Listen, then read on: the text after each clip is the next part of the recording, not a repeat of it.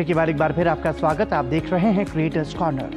प्रधानमंत्री नरेंद्र मोदी के आत्मनिर्भर भारत के विजन को साकार करते हुए देश ने परमाणु ऊर्जा के क्षेत्र में एक और ऐतिहासिक उपलब्धि हासिल की है। कलपक्कम के परमाणु ऊर्जा संयंत्र में स्थित प्रोटोटाइप फास्ट ब्रीडर रिएक्टर यानी PFBR ने भारत को स्वदेशी परमाणु तकनीक के नए मुकाम पर पहुंचा दिया है। इन्हीं पहलुओं को विस्तार से समझा रहे हैं डॉक्टर प्रगत दत्त अपने इस खास वीडियो में।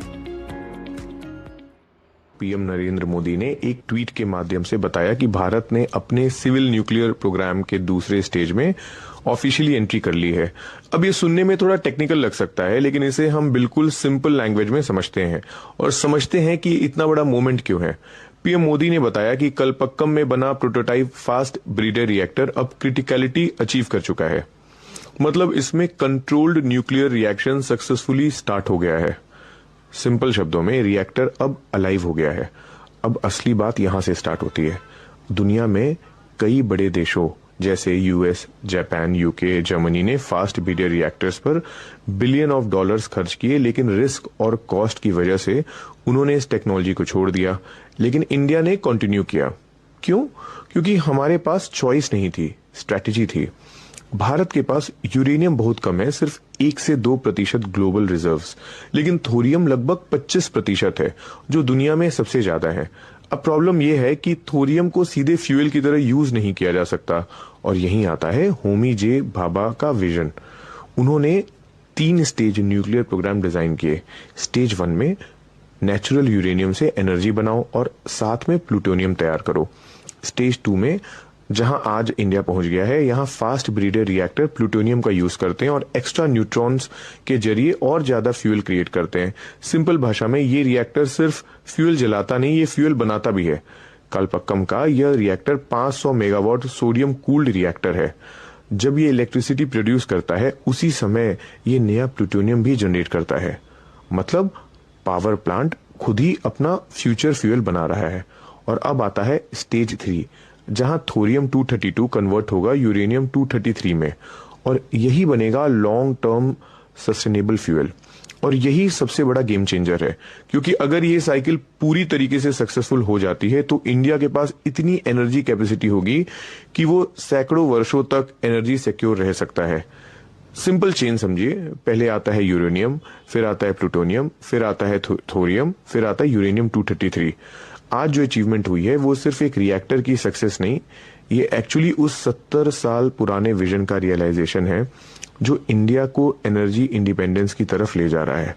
और सच में ये एक प्राउड मोमेंट है पूरे देश के लिए। हाथ में डमरू, बदन पर भस्म और आंखों में शिव तांडव की ज्वाला। जब अघोरी महाकाल की धुन में डूबता है तो समय भी थम सा जाता है।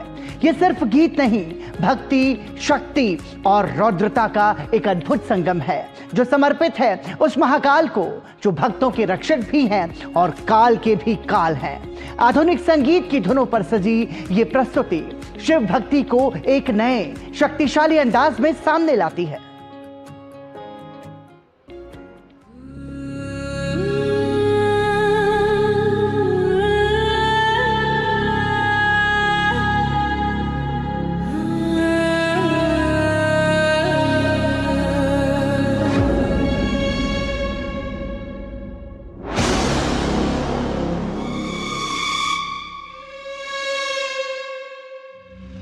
रात है काली, जागा है कैलाश, भक्तों की टोली भोले के पास। भस्म लगाए बैठा है काल, जिसकी जटा में है गंगा की ढाल।